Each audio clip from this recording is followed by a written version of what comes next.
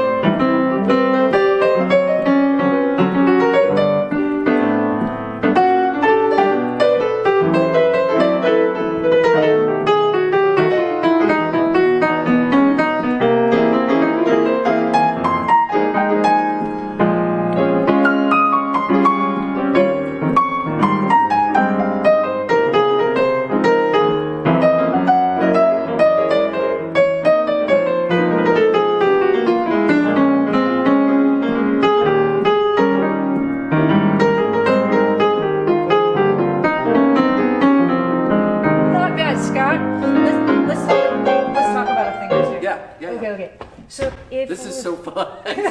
It's awesome. It's like you hand me an electric guitar or something for the first time. You sound so good, and you're doing some wonderful things to to keep up the chords, which I enjoy hearing. The number one thing in a situation like this is the time. Yes. Yeah. So there were a couple of places where I felt like our time was good, and there were a couple of places where I felt like our time was mushy. Yes. And I think, and again, I rarely do this style, but I think I always rush. And I'm guessing that's probably not unusual. No, it's really common. Probably the same in classical music, right? Totally in classical music. Yeah. So usually all it takes is just to say, let's worry about the time, and it gets better. Well, in terms of the Russian thing, because in the style, I don't feel like I swing especially well, but I'm always kind of thinking syncopated, and I tend to kind of chase the beat a little bit, and I'm guessing that's why it tends to rush instead of kind of laying back into that. It might be. Let's try an experiment. Let's change our groove.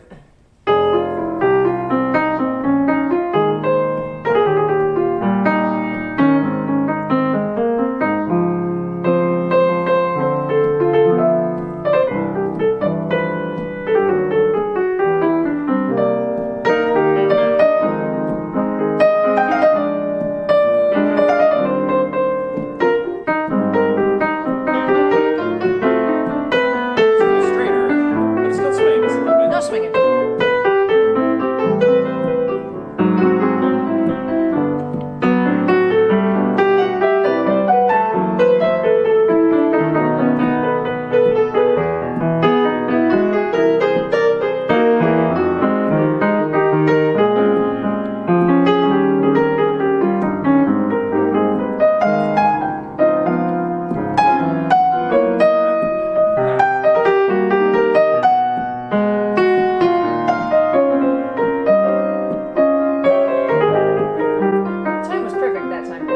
So you're more comfortable.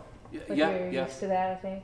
Yeah. So, but sometimes also, if you're accompanying and I'm soloing, it's nice to just to drop everything out and.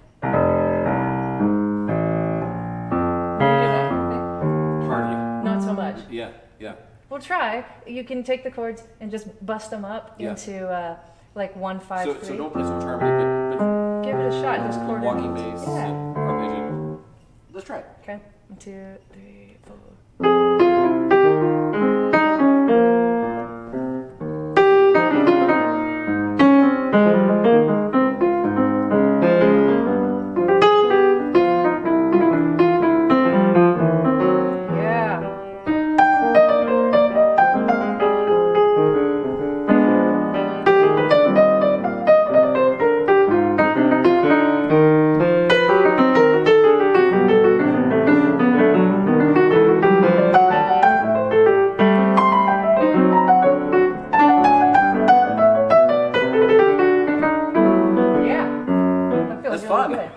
That gives me more freedom to be more rhythmically loose. And it gives you a little space, I think. Yeah, it gives space too. Walking.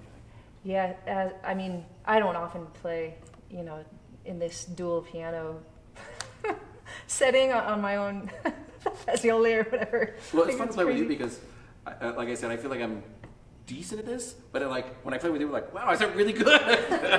You're doing all the hard work. No, that's not true at all. But it is. I think Chick Corea is known for saying, when you play with other people, create space. Yeah. And that's like his main rule, is to give the other person space to do things. Yeah. I'd heard that about Bill Evans when he joined the quintet. It might be right. That people gave Miles Davis flack, and it was like, why'd you let a white guy in there? And he was like, he's got great space. I don't care what color he is. He did have great space and great timing about everything. Let me give you space. Improvise a little. What do you think? Yeah. On this? Yeah. Would you like to stay in the non-swinging? I don't know what I'm doing, but let's do that. So. And let me give you a little like a little bit of guidance in your improvisation. Yeah. So sometimes when people start to improvise in jazz music, they think that they need to play a lot of scales and a lot of quick notes. But think of the very best melodies and what they do. Yeah. And how they draw you in, and that's how you should start your improvisation. Well, let's try it. Okay. 2, 2, 3, 4.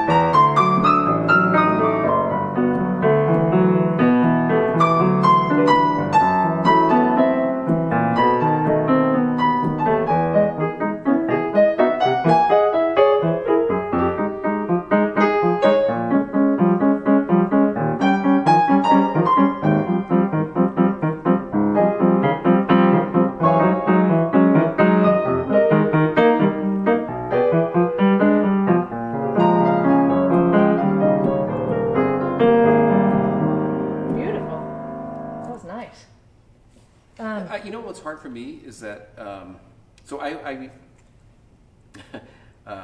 like making this joke. I mean if you think of classical music and I say, classical music is so much about patterning and patterning order.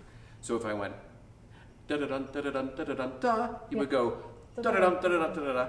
That's right. And I think when I'm soloing, it's hard for me to not feel what I call ADD, like here's an idea, here's another idea, here's another idea, and not have it a little bit more organic and follow a pattern, but not at risk of well, this is now just predictable. And I don't know what that balance is. Can I show you something? Yeah.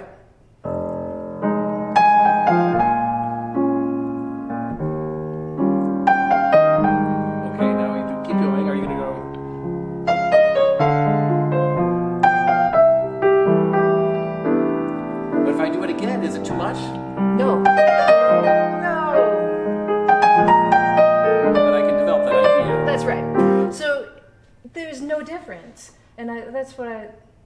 that's what I love. I mean, it's all music, so we're all trying to do the same thing, which is I always tell people, the minute that you abandon your motif, you're no longer predictable and you've lost your audience. Huh. But lose them for a little bit, but bring them back. Yeah. So I love to give people something that they say, oh, are you going to do that next? Yeah, right. Yeah, I am. And I think I like to do that, but also like when they expected them not to do it. Yes. But again, I think in my improvisation, which tends to be very like, I don't know, here's something, but not always thought of. Can I try that with you a little Let's bit? do it. And let's see at what point it's like too much or. Okay. 2, 3, 4.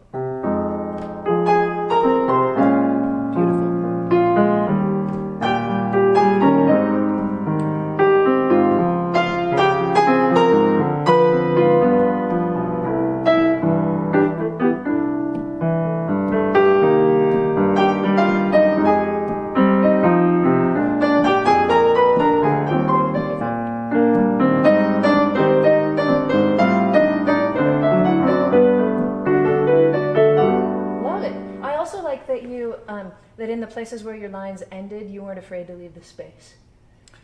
Yeah, and again... you didn't, right there, at the end, you did something like that. But that's a thing that people tend to be afraid of. Like not saying something can be far more powerful than like you said, playing scales and arpeggios. Yeah, and then you get yourself into the trap of, well, when I do say something now, it better be good. Yeah. Yeah. Oh, that's true. But it's all, I guess we live in different worlds in some ways, but really not. Like, the most beautiful things come through both genres and come from the same places, I think. You said about playing with other people that it's what did you say? I tense up if things get exciting. No, I guess is what I said.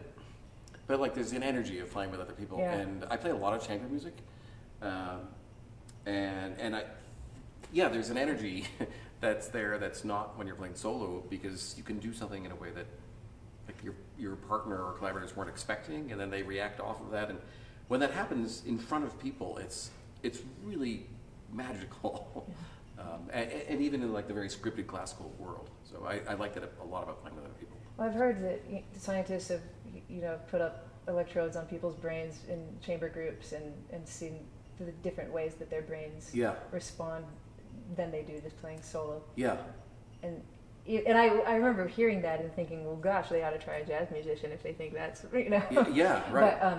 But even when people are playing notes that are supposed to be played and you know what notes are going to be played, there's just that much emotion and dynamic and give and take that can, electrify you in some way. Yeah.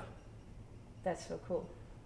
It's the same, like my best moments in music ever have been with other people when all of a sudden, you stop thinking about what's the next chord and oh, what's he doing right now? And I better respond to that. And everything just feels like it fits, like a puzzle. Yeah. It feels like everybody just kind of lifts off the ground together for a second. The great classical pianist Martha Argerich says, she's wonderful. She actually rarely plays solo, and she says, well, it's very lonely on stage, but she always plays chamber music and concertos. But I can see a little of that, reacting with someone else. It's a very different experience. Yeah, we already had some beautiful moments. Yes. Yeah. Well, gosh, I think we've done some fun stuff, and I know our video is really long. What a pleasure to play with you, an honor. Oh my gosh, I didn't know we get to play all the things you are. Scott has his own YouTube channel that's just getting off the ground, and it's called Piano Think. So I want to encourage everybody to go subscribe to Scott, because you'll hear he's got so much to say. And well, thank you. Yeah, and it's the classical world of me, not me. I love your videos already, and you make so much sense to me. Great. You're a wonderful teacher as well as a player. Thank you. It's so good to hang out with you again. It's been almost 20 years, so we'll have to do this again in 20 more when we'll be 40, right? No, we'll do it sooner. Okay. Then we'll be 40. Yeah. Thanks, Scott. High five. All right. Thanks for watching, everybody. I'll see you next time on Aimee Nolte Music.